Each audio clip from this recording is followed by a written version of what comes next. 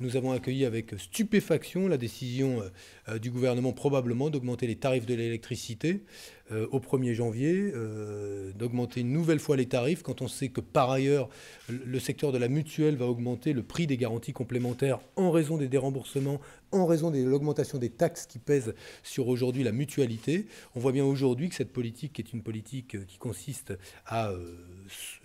comment dire, faire baisser le pouvoir d'achat des ménages, à augmenter le fardeau qui pèse sur les épaules des ménages les plus modestes. C'est une politique